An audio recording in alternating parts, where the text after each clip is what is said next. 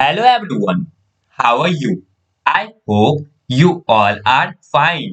आज हम लोग national institute of open schooling का secondary course social science book 1 का module 2 India natural environment resources and development lesson 14 population our greatest resource जो कि geography का चैप्टर है।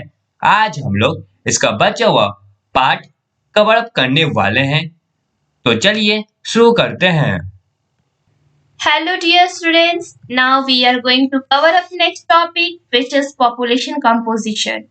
We have studied the distribution, density and growth of population so far. You would have been able to understand that the net effect of the difference between birth rate and death rate determines the pace and trend of population change. This net effect also demonstrates the composition of population, which is an important factor influencing not only the pace of population growth but also the quality of population as a human resource. What is population composition? Population composition is the description of population defined by characteristics such as age, sex, rural, urban, or literacy status.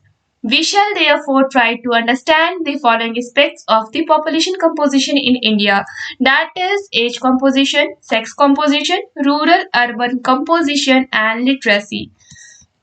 हम लोगों ने population के distribution, density and growth के बारे में पढ़ा। अब आप लोग ये समझने में पूरी तरह से सक्षम हो चुके होंगे कि ये जो डिफरेंस है हमारा बर्थ रेट और डेथ रेट में, वो पॉपुलेशन चेंज के ट्रेंड को कैसे इफेक्ट करता है। ये जो नेट इफेक्ट है वो ये भी डेमोन्स्ट्रेट करता है कि जो पॉपुलेशन कंपोजिशन है उसमें कौन से एक ऐसे इंपॉर्टेंट फैक्टर आते हैं जो ना सिर्फ पॉपुलेशन ग्रोथ को इन्फ्लुएंस करते हैं बल्कि जो क्वालिटी है population as a human resource उसके ऊपर भी ये प्रभाव डालते हैं।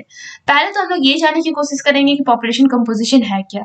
पॉपुलेशन कंपोजिशन है किसी भी पॉपुलेशन का डिस्क्रिप्शन जिसके कैरेक्टरिस्टिक्स के द्वारा हम लोग उसे डिफाइन करते हैं, just like age, sex, rural, urban और लिटरेसी स्टेटस। चलिए हम लोगों ने इसके बारे में पढ़ा, हम लोग इसके हर एक एस्पेक्ट्स को डिटेल से पढ़ेंगे। Age composition. The age composition of population has significant implications for the current and future development of a country. Population has been traditionally divided into three broad age groups: children 0 to 14 years, adults 15 to 60 years, and old more than 60 years. Figure 14.7 shows age composition of Indian population in the above mentioned groups. If we compare the data from 1971, it is obvious that the child population is declining and the population of adults has been increasing. However, population of the old is also increasing. In this way, the share of dependent population in increasing population of the old and children put together constitutes the dependent population. When the number of dependent population increases, the dependency ratio goes up. As a result, the country has to invest more on the growth and development of children and welfare of the old people. Otherwise, the same resources can be used for other productive purposes.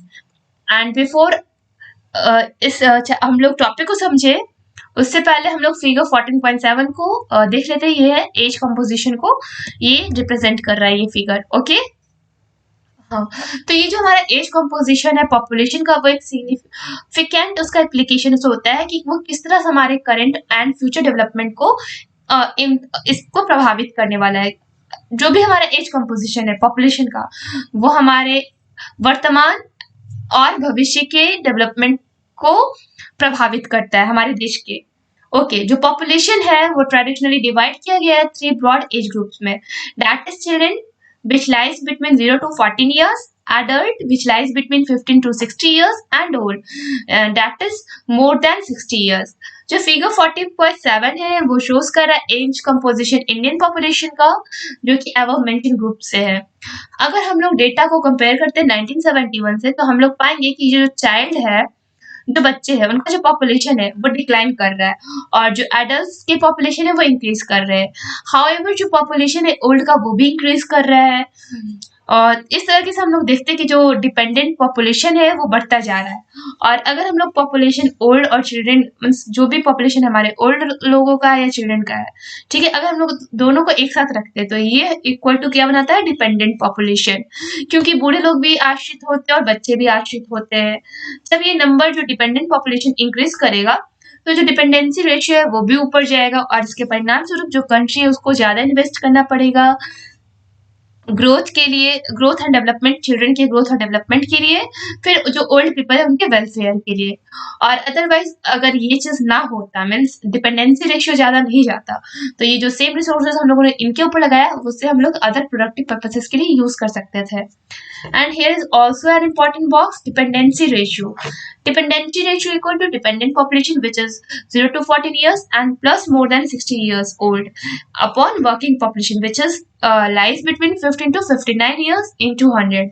ठीक है, suppose in a district dependent population 0 to 14 years plus more than 60 years is 7,000 and working population 15 to 59 years equal to 18,000. Thus dependency ratio equal to 7,000 upon 18,000 into 100, which and its outcome is 38.89. That means out of every 100%, 39 are dependent and 64 are working persons.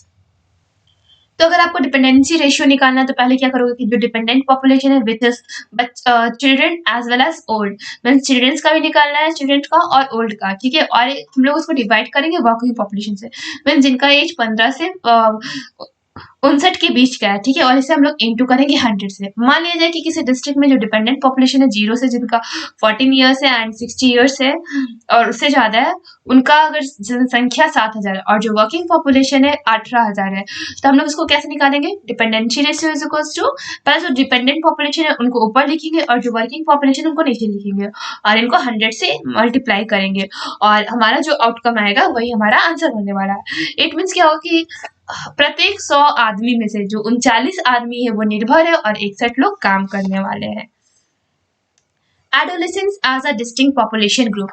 The latest approach to understand the age composition emphasizes the need to treat adolescents as a distinct population group. Traditionally, we have been dividing population in 3 phases: childhood, adulthood, and old age. But as we observe, there are many individuals who are neither children nor adults. If you yourself are in that phase of life, you must have experienced your parents or other adults telling you, "Why are you doing this? You are no longer a child." On another occasion, the same adults would be telling, "How can you do this? You are not an adult." In fact, the phase of life between childhood and adulthood, say between 10 years and 19 years or a few more years, is known as adolescence, and the persons in this age group are identified as adolescents. You may go through the text in the box to understand meaning of adolescent better. जो latest approach है as composition को समझने के लिए वो क्या है, adolescents, जो कि पॉपुलेशन ग्रुप का डिस्टिंक्ट है। ट्रेडिशनली हम लोगों ने डिवाइड किया था पॉपुलेशन को 3 फेजेस में, that is childhood, adulthood and old age.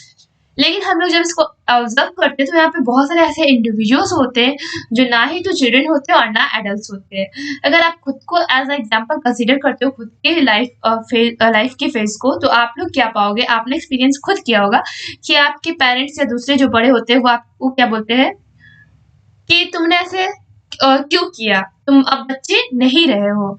और जब दूसरा कोई ऐसा ओकेजन आता है आपने उस टाइम कोई बड़ा वाला काम कर दिया हो, तो वही जो एडल्ट्स होते हैं वो क्या बोलेंगे, तुमने ये कैसे कर दिया, तुम बड़े नहीं हुए हो। इनफैक्ट ये जो फेज है लाइफ का चाइल्डहुड और एडल्टहुड के बीच में, जिसमें एज होता है 10 से 19 या फिर कभी कभी 20-21 तक चला जाता है, ठीक है, इसे एडोलेसेंस फेज बोलते हैं। और उस पर्सन को, उस एज ग्रुप के पर्सन को क्या बोलेंगे, एडोलेसेंट। अब आपको एडोलेसेंट का मीनिंग अगर अच्छे से समझना है तो नीचे एक बॉक्स दिया गया, आप वहां से हेल्प लेके समझ सकते हो। What does adolescent mean? Adolescent का मतलब क्या होता है?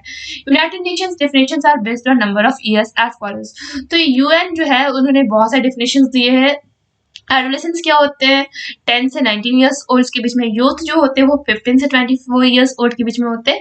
एंड यंग पीपल क्या होते हैं? 10 से 24 ईयर्स ओल्ड के बीच में होते हैं। But adolescence as a population group may not be seen only in association with the precise number of years, as it periodically varies from person to person. Adolescents belong to a developmental period which extends from the end of childhood to the beginning of adulthood. लेकिन ये जो adolescence है as a population group हम लोग अगर इसे देखते हैं तो ये किसी भी उम्र से एसोसिएशन नहीं करता है। मीन्स ये पर्सन टू पर्सन डिफरेंट होता है। एक एडोलेसेंस जो होता है उसका जो डेवलपमेंट पीरियड होता है वो चाइल्डहुड से एडल्टहुड के बिगनिंग तक का होता है।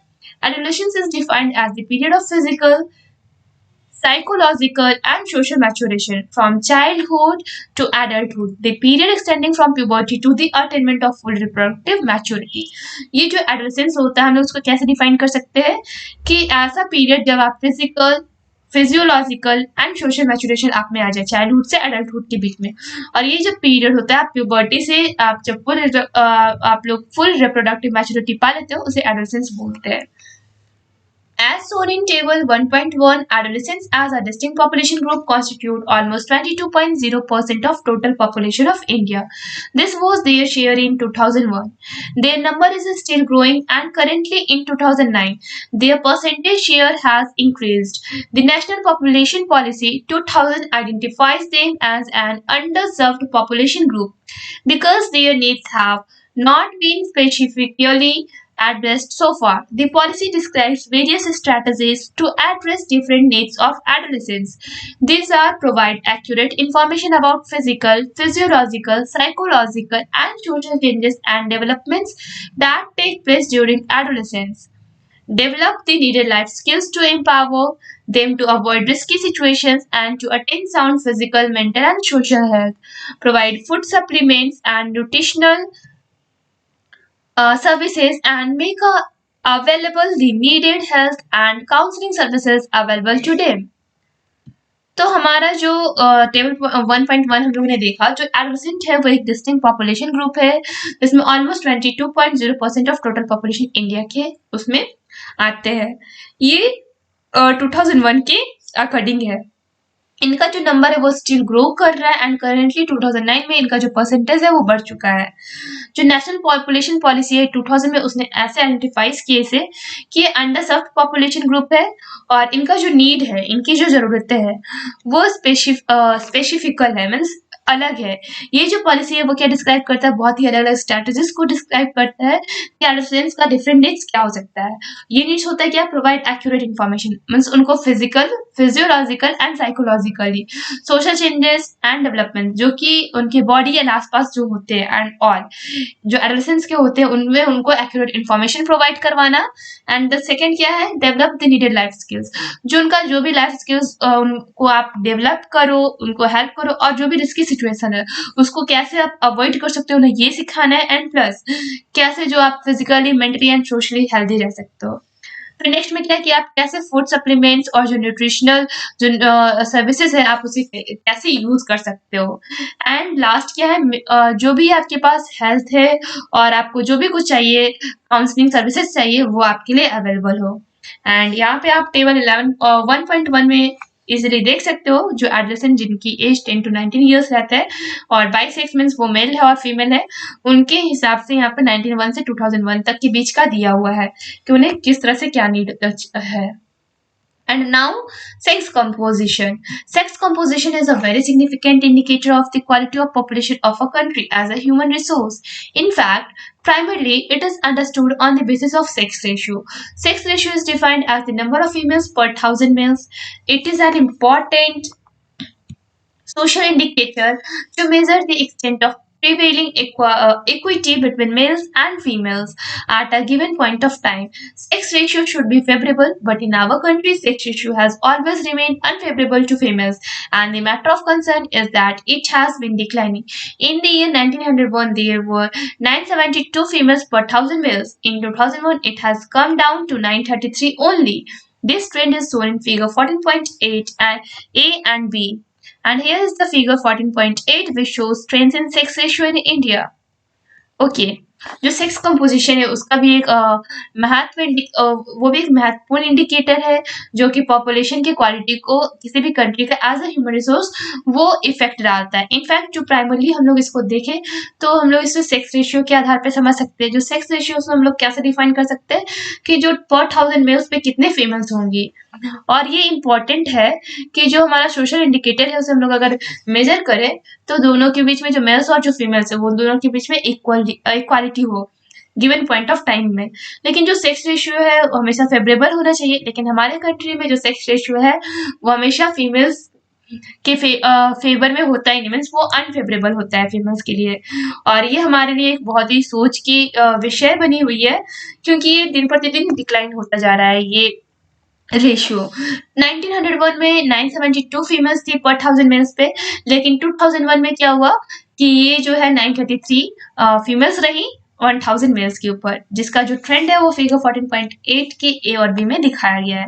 एंड यहाँ पे आपको सेक्स रेशियो का कैलकुलेशन सिखाया गया है कि कैसे आप सेक्स रेशियो निकाल सकते हो। मीन्स जितना भी एक टोटल नंबर ऑफ फीमेल्स जो कि पार्टिकुलर एरिया में है उससे आप डिवाइड कर सकते हो total number of male that in same area, means दोनों सेम एरिया का होना चाहिए, उसे आप 1000 से इंटू करोगे तो आपका सेक्स रेशियो निकल जाएगा। Let us think why sex ratio is unfavorable in our country. It is primarily because of the prevailing discrimination against the females in our society. The favorable sex ratio is available only in one state and one union territory. It is 1058 in the state of Kerala and 1001 in the union territory of Pondicherry, now known as Puducherry. तो हम लोग ये सोचे कि जो sex ratio है वो unfavourable हमारे कंट्री में क्यों है, क्योंकि ये होता है डिस्क्रिमिनेशन, मीन्स भेदभाव की वजह से फीमेल्स हमारे सोसाइटी में भेदभाव होता है उनसे। ये जो फेवरेबल सेक्स रेशियो है सिर्फ एक ही एक ऐसा स्टेट है और एक ही ऐसा यूनियन टेरिटरी है जहाँ पे फेवरेबल है फीमेल्स के लिए। 1058 फीमेल्स है पर 1000 मेल्स के ऊपर केरला स्टेट में, और 1001 फीमेल है पर 1000 मेल पे यूनियन टेरिटरी ऑफ पौंडीचेरी, जिसे हम आज पुडुचेरी के नाम से जानते हैं। Child sex ratio. The trend of declining child sex ratio in the country is a matter of great concern. The sex ratio in 0 to 6 year child population is continuously decreasing. Whereas the 1991 and 2001 census report showed some improvement in overall sex ratio, the sex ratio of 0 to 6 year population has decreased sharply. Out of 28 states and 7 union territory, only in 4 states, namely Kerala, Mizoram, Sikkim, Tripura, and Union Territory of Lakshadweep, the child sex ratio is in tune with the overall sex ratio. The worst affected states are Haryana, Himachal Pradesh, Gujarat, Punjab, and Uttarakhand, and the Union Territory of Chandigarh and National Capital Region of Delhi. This declining child sex ratio suggests the prevalence of the practices of female foeticide and female infanticide in these states. These practices are against the norms of a civil society. तो ये जो trend है जिसमें child sex ratio का लगातार जिसमें गिरावटें आ रही है हमारे देश में, ये एक बहुत ही बड़ी चिंता की विषय है। ये जो सेक्स रेशियो है 0 से 6 ईयर के पॉपुलेशन में, जो चाइल्ड पॉपुलेशन उसमें हम लोग देखते हैं तो ये इसमें बहुत ही भारी मात्रा में गिरावट आती जा रही है। जो 1991 और 2001 का जो सेंसस रिपोर्ट्स है वो क्या दिखाता है कि कुछ इंप्रूवमेंट हुआ था ओवरऑल सेक्स रेशियो में। ये जो सेक्स रेशियो है 0 से 6 ईयर पॉपुलेशन के बीच में वो डिक्रीज हो रहा था, और 28 स्टेट में से जो 7 यूनियन टेरिटरीज है और जो 4 स्टेट्स है केरला, मिजोरम, सिक्किम, त्रिपुरा, और एक यूनियन टेरिटरी है लक्षद्वीप, जहाँ पे जो चाइल्ड सेक्स रेशियो है वो ट्यून में था और ओवरऑल सेक्स रेशियो सही था। लेकिन जो वर्स्ट अफेक्टेड स्टेट्स है हरियाणा, हिमाचल प्रदेश है, गुजरात, पंजाब और उत्तराखंड है, और यूनियन टेरिटरी है चंडीगढ़ और नेशनल कैपिटल रीजन है दिल्ली का। यहाँ पे जो चाइल्ड सेक्स रेशियो है वो डिक्लाइन पे है। एंड इसमें क्या दिखाया जा रहा है कि यहाँ पे जो महिलाएं मतलब कि जो लड़कियां हैं उनका गर्भपात कर दिया जा रहा है इन राज्यों में, और ये जो प्रैक्टिसेस है वो सिविल सोसाइटी के नॉर्म्स के अगेंस्ट में है। मीन्स ये बहुत ही बड़ा एक क्राइम भी है। The next topic is rural-urban composition. India has been a land of farmers and a country of villages. At the beginning of the 20th century, 9 out of 10 persons used to live in villages. More than 3/4 of our population still lives in rural areas. The urban area in India is defined as one in which 3/4 of the population depends directly or indirectly on non-agricultural pursuits, with a minimum of 5,000 population and the density being not less than 400 persons per square kilometer and should have municipality, town area or municipal corporation. It seems, see figure 14.9, we are moving rather fast towards urbanization along with its consequences such as shortage of housing, water, electricity and encroachment on environment. Here is figure 14.9 which shows rural urban change. Okay, तो जो India है वो किसानों और गांवों का देश है और 20th सेंचुरी के बिगनिंग में जो हमारा जो 10 में से जो 9 आदमी था वो गांव में रहता था और जो मोर देन जो 3/4 जो हमारा पॉपुलेशन है वो अभी भी ग्रामीण क्षेत्र में रह रहे हैं। ये जो हमारा शहरीकरण हो रहा है हमारे इंडिया का, उसे हम लोग कैसे देखते हैं कि जो 3/4 पॉपुलेशन है वो डायरेक्टली या इनडायरेक्टली नॉन एग्रीकल्चर पर्सूट्स पे डिपेंड करता है एंड साथ में जो मिनिमम जो 5,000 पॉपुलेशन है डेंसिटी का वो लेस देन 400 स्क्वायर पर्सन पर स्क्वायर किलोमीटर में रहता है एंड वो किस एरिया में रहता है, म्यूनिसिपैलिटी, टाउन एरिया या फिर म्यूनिसिपल कॉर्पोरेशन में। एंड जैसा कि आप फिगर 14.9 में देख सकते हो कि हम लोग किस तरह से अर्बनाइजेशन की ओर, शहरीकरण की ओर बढ़ते जा रहे हैं और वहाँ पे किस तरह से घर की कमी हो रही है, पानी, इलेक्ट्रिसिटी एंड इन्वायरमेंट की कमी हो रही है। Literacy. Literacy is an indicator of development of any society. As defined in the census report, a person aged 7 and above who can both read and write with understanding in any language is treated as literate. Literacy rate in our country was 18.33% in 1951. It has increased to 65.37% in 2001. Among various states of our country, Kerala has the highest literacy, 90.86%, followed by Mizoram 88.49% and Lakshadweep 87.52%. But the literacy rate in general is lower among females as compared to males, figure 14.10. जो आपका figure 14.10 है वो literacy rate दिखा रहा है। तो ये जो लिटरेसी है वो एक इंडिकेटर है किसी भी सोसाइटी के डेवलपमेंट का। अगर हम लोग देखते हैं सेंसस रिपोर्ट तो वहाँ पे जो पर्सन है जिसका उम्र 7 से और उससे ऊपर है, 7 years एंड अबव, जो कि पढ़ भी सकता है और लिख भी सकता है, किसी भी लैंग्वेज को समझ सकता है, उसे हम लोग टर्म आउट करेंगे एज अ लिटरेट।